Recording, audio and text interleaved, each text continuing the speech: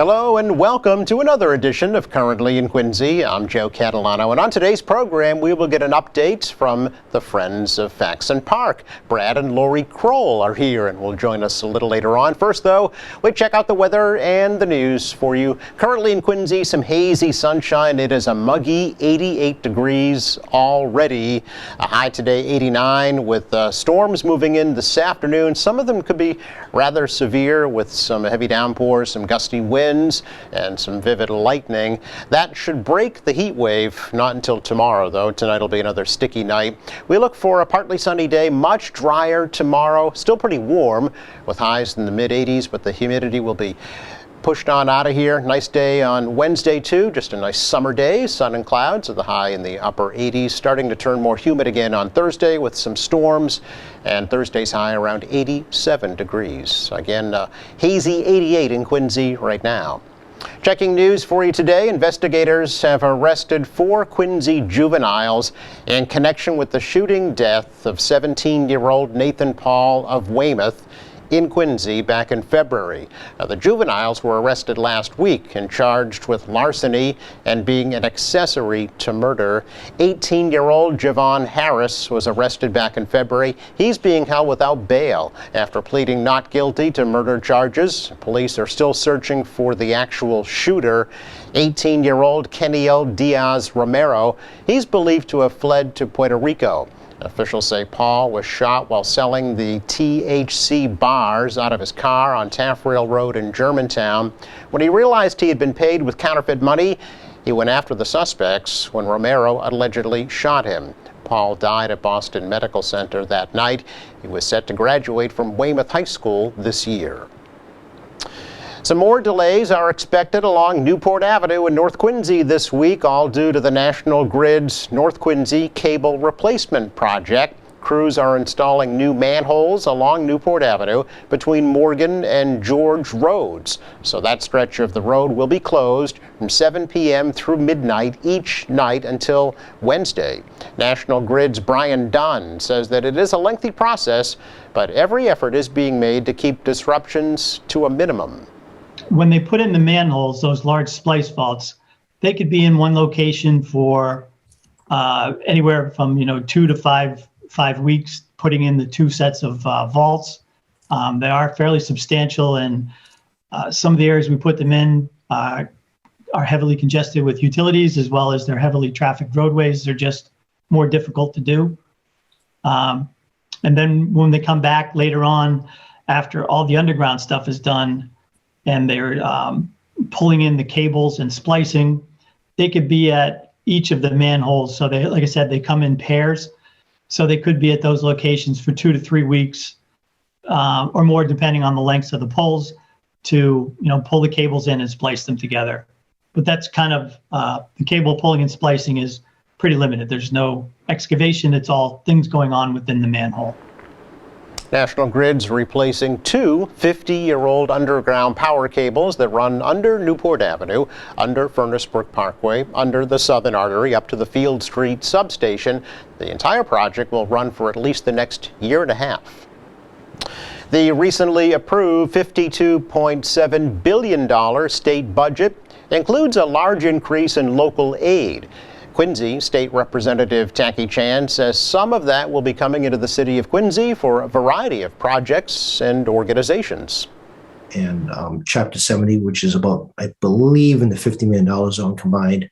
Plus, we have a whole lot of money for local projects, including Quincy Resources, the Germantown Neighborhood Center, some money for the historical preservation of the Adams Crypts. We put some money in Squatter Point Park. Regarding the ferry service, so we scattered a lot of money around different important not-for-profit service agencies and local capital projects, and some city projects as well. Another great one is the Faxon Field Park, which is one of the few fully accessible playgrounds in the South Shore that it has people with children who have different types of physical challenges are able to use that playground.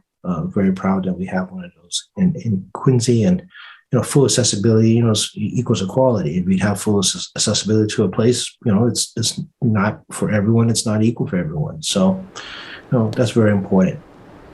Chan says the budget also includes incentives for the purchase of electric vehicles and a measure that mandates a minimum age of 18 to get married in Massachusetts. A proposal to legalize sports betting remains in conference committee. Governor Baker can approve, reject, or amend the budgets. Well, another Quincy Center building has been sold. 1515 Hancock Street was recently purchased by City Realty Group for $18 million. That four-story building is home to the Social Security Administration, IntelliCare, and South Coast Career Development Administration. The new owners say they purchased the building because of the development opportunities that are available in Quincy Center due to the revitalization projects.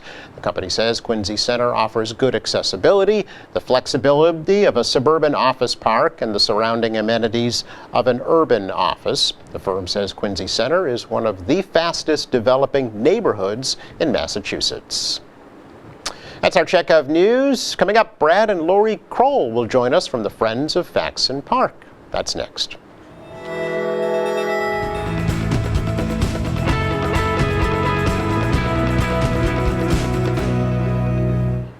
Welcome back. We are welcoming back to the program Brad and Lori Kroll of the Friends of Faxon Park to talk a little bit about what the Friends are up to, about what the park is up to, and about a big picnic that's coming up at the end of this week. So welcome to both of you. It's great to see you both. Really appreciate the opportunity to talk to you.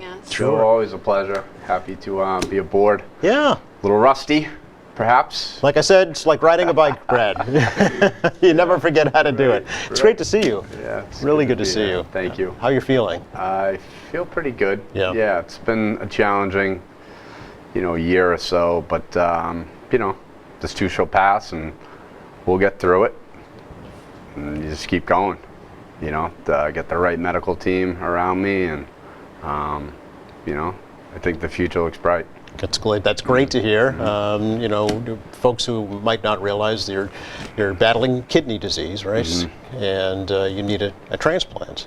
So, Lori, you've been spearheading an effort, I know, to let folks know about that. How's that going? Yeah, it's going really well, actually. Yeah. So, the past year has definitely been challenging, I think, for our family. Timing probably could have been better. I was like 6 months pregnant, I think, when Brad ended up in the hospital. Yeah. And it was just it's been a whirlwind of a year. But like Brad said, he has an amazing medical team. Thankfully, we have wonderful friends and family and a community here that's been so supportive. So we were able to get the word out about Brad's need and really had a wonderfully strong response. So just a huge thank you to anyone and everyone, everything from people dropping off meals at the house, to sending, notes or emails just saying they're thinking of us, to people who have actually stepped forward, like friends or even strangers stepping forward to say, I want to help and donate a kidney to Brad. It's been amazing.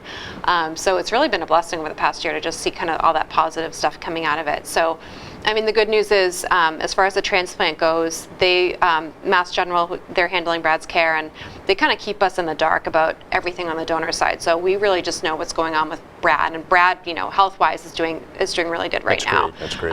But the donor side, what we do know is that they've said basically, they don't need any more names of people who are interested in donating. So process basically, people let them know they want to donate, and Mass General works with them. They have plenty of people that have expressed interest, and as far as we know, again, we don't have a ton of details, but there are folks that have started going through the process of getting tested and whatnot. So really exciting, and like Brad said, we're taking it a day at a time, trying not to get too far ahead of things, but hopeful that that hopefully his match is out there and going through the process, and that it will happen sooner rather than later. So.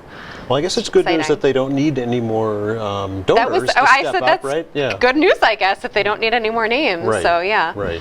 I'm sure it's been a learning process, along with all the emotions that go with it, and how the whole donor process works. Oh, yeah, and kidney disease in general. It's not one of those things, that you hear a whole lot about, and the impacts that it has to the person who has it, as well as to the family and just the treatment.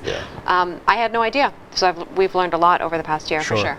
And Brad, you were telling me that you really reassess things when you're faced with something like this in your life, right? Yeah, for sure. And I would just, again, my experience, folks do what they want, but This started out for me as just headaches, random headaches.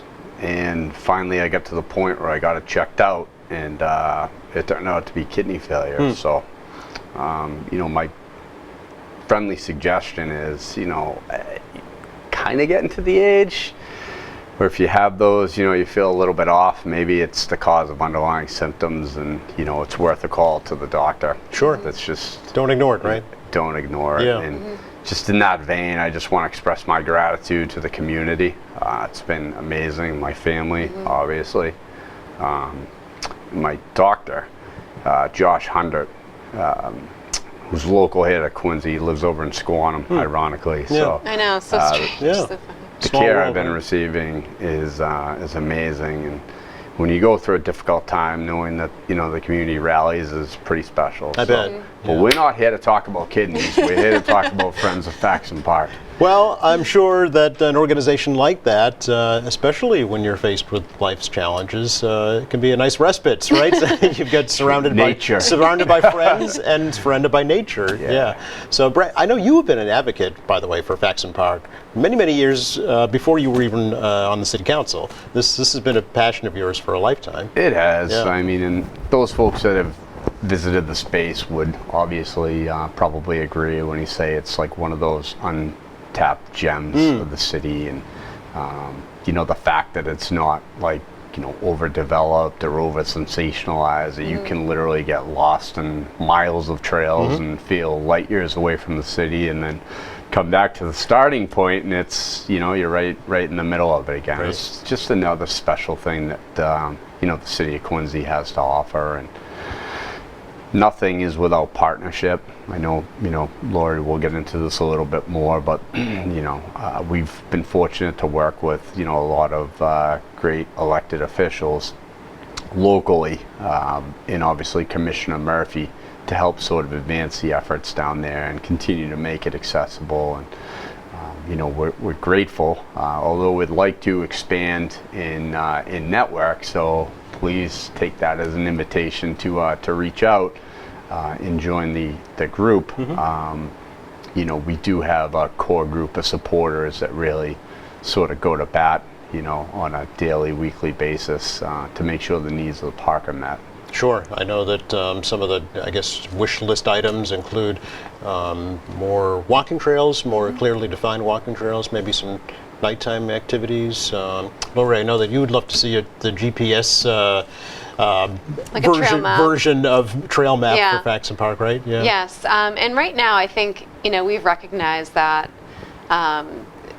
we can only do so much, and it's baby Yeah. steps. So we've been successful at doing our quarterly cleanups, which have been great. Yeah. Just having extra hands in the park. Like any park, you get folks that come through the park and leave behind, trash or what have you. And so our quarterly cleanups have gone really well. Some of the things that we were able to actually get accomplished on our wish list, we really wanted to have a kiosk put up, like you see at the head of a lot of walking trails, where there's sort of like a little roofed bulletin board, for lack of a better term. So Commissioner Murphy was able to help with that, and we got that installed right next to the playground, next to also a porta potty, which was great. So that was one of those needs that we heard from the community, people who visited the playground, as well as people with dogs, as well as people who just came to walk or run on the trails, that they wanted a porta potty. So that was another great item that we were able to get accomplished. Some of the basics, right? Yes, just to make it baby steps, usable yeah. and make it livable, and make it available and accessible to the public. So that's great. What would you like to see? I think some of the things that we have as kind of immediate next steps, we have planned for a week from, so this Saturday is the picnic at the park, Yes. which is a community celebration. Yeah, we'll talk And about then that in a minute. The following Saturday, I want to say it's August 5th, from 10 to 12, anyone that wants to come and meet at the pavilion at the top of the hill, we're actually going to work on clearing off this historic stone benches. I don't know if you've seen them. There's actually, I think there's 26.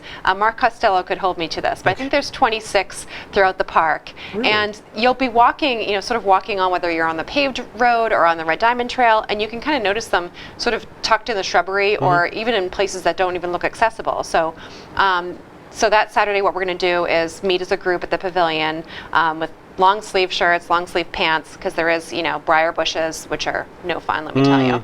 And any like hand tools like pruning shears, things like that that people have, or hedge clippers.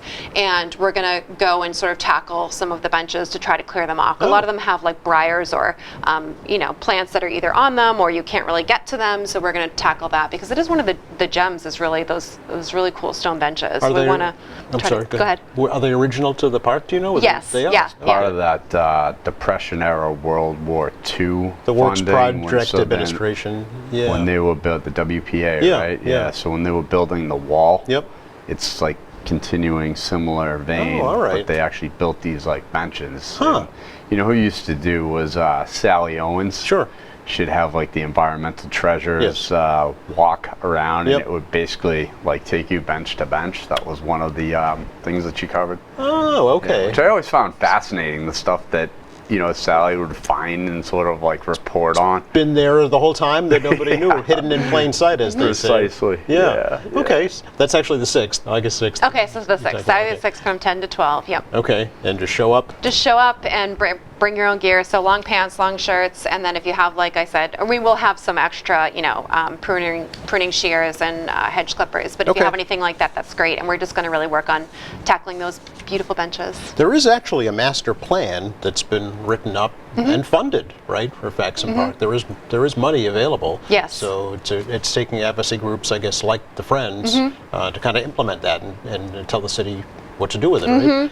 Yeah, so we have a list of things that we want to move forward with. This past year has been challenging. I mean, I think a big part of that too, candidly, is just because a lot that's been going on with my family. So I know that I haven't been able to do Sure. as much as I would want to with the Friends of Faxon. But we do regularly talk about some of the top priorities of what we want to do. And really for us, becoming a 501c3 is probably the top priority, and that just requires some logistics as far as like paperwork and establishing board members and directors and things like that. Yeah. So that we're still ironing out. But like Brad said, Commissioner Murphy's been great about working with us to, any of the ideas or thoughts that we have that we funnel through to him. That he's good at listening and helping with anything. Yeah. that we Well, have. it's what, 90 plus acres, Brad? Is it the biggest park in the city, or I would say, Blue Hills, right? Blue Hills or Marymount, probably? Yeah. I don't okay. know. That's where I was like, Okay. is Marymount? Because So- then if you take it into account Blacks Creek, Right. like that yeah. whole...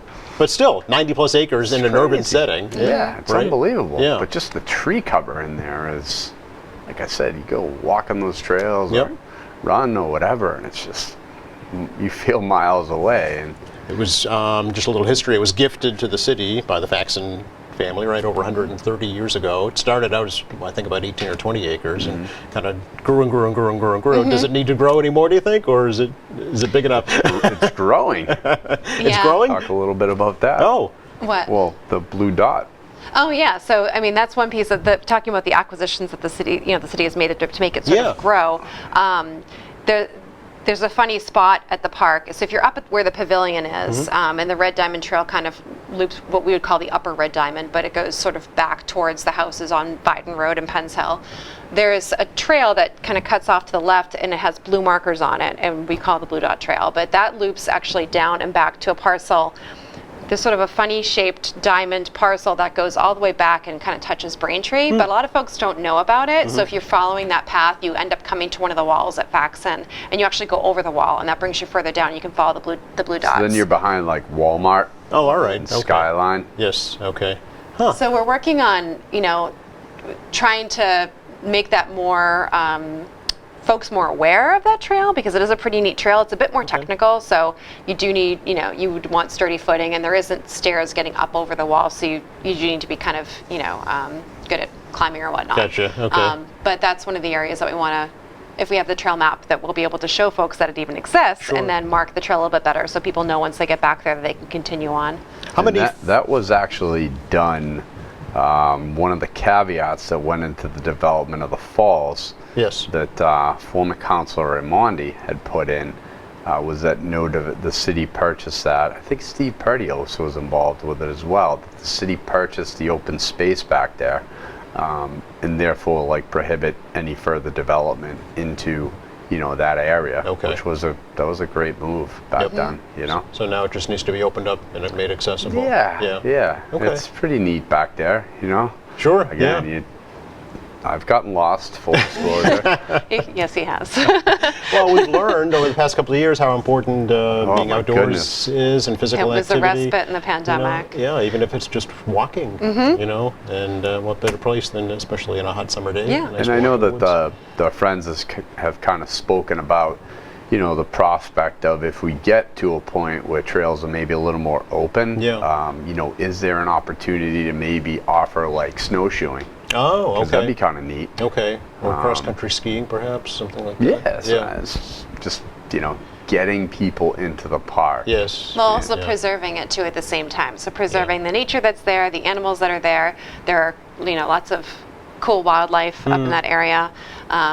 I've seen coyotes, I've seen deer, I've seen snakes. So, and I know Commissioner Murphy had was working on one project towards more the front of the park, the lower Red Diamond, as we would call it, near the playground, to work on some disc golf. But the disc golf that they're going to be putting in there, the goal is not to disturb, some of the larger trees there. So the trees would be kept in place to, Okay. and the course would sort of navigate around Oh, the good. trees. Because anytime you start talking about trees, Lori, as you know, Oh, I know. you It's get a- folks that yeah, are, third as rail. you know, as a ward councilor, Third Brad. rail yeah. issue. Mixed opinions. Yes, exactly. How many friends are there now?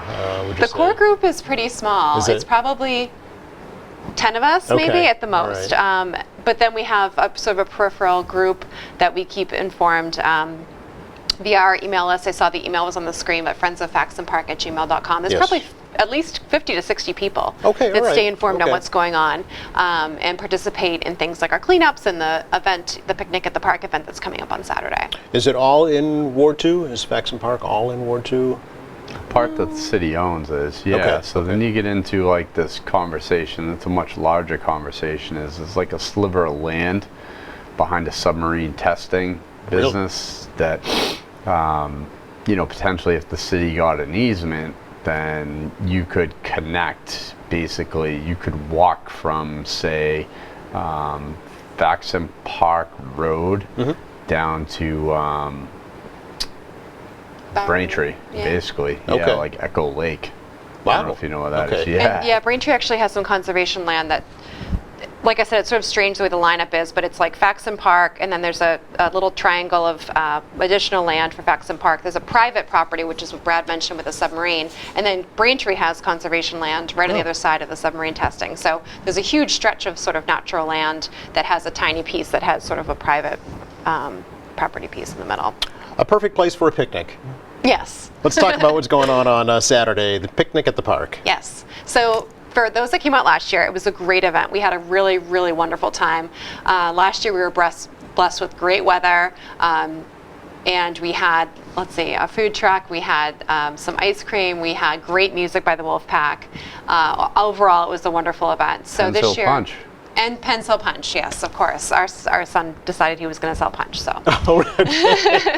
So this year, very similar to last year. So we have the Wolfpack will be returning. They were a huge hit. They Really? play a great mix of music, and everyone seemed to really enjoy them. So they'll be coming back. Okay. And then we have also a local band of some younger folks, Daisy Band. So I guess the young kids would know Daisy Band, but these You've kids had are, them on here, I believe.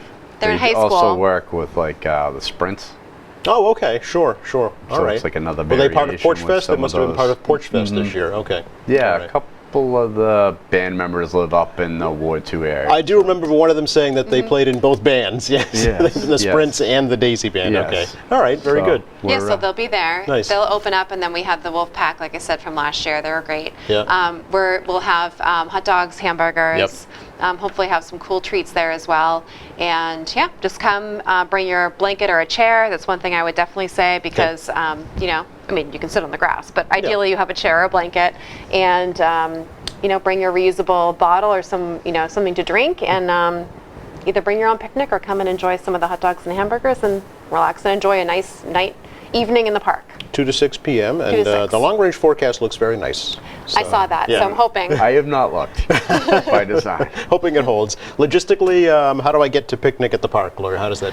So logistically, Yeah. you would want to come to Faxon Park, Okay. and at the entrance where the playground is, drive up the hill, and I'd recommend just parking basically anywhere on the right-hand side as you come up the hill. Okay. Yeah. All right. And free? Free. Free, free, free. Free fun for the community. Okay. So come Welcome out. to everybody. Yeah, Yeah. welcome to everyone. Was, Come out, was relax. last year the first one? Last year was the first one, and Okay. I was surprised. I kind of felt, people really enjoyed it. So I think we're going to get probably a bigger crowd this year than we did last year.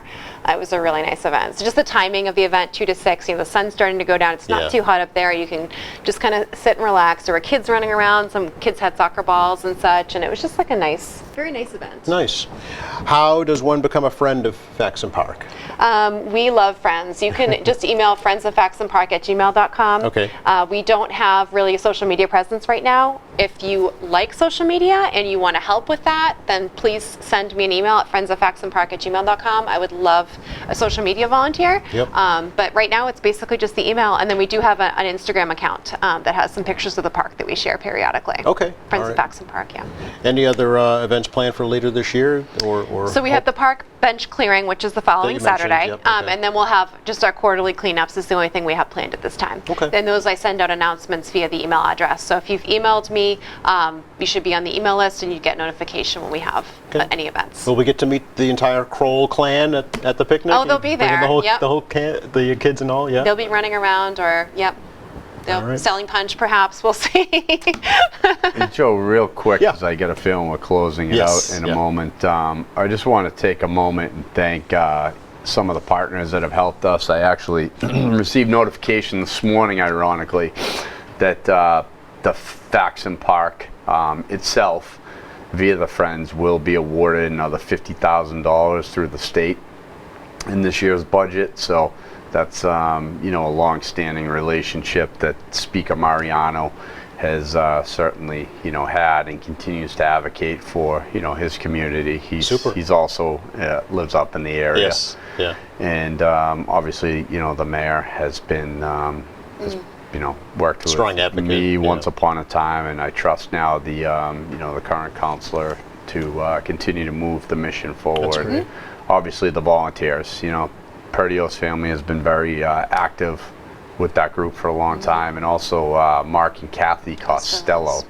They should get the citizenship award. It's literally like They're up there everything every that day. goes on Yeah. up there, they're very well aware of, and are able to communicate and further build that relationship with the city. That's you great. know, so that's how things get done. Way to bury the lead, Brad. You hold the best for last.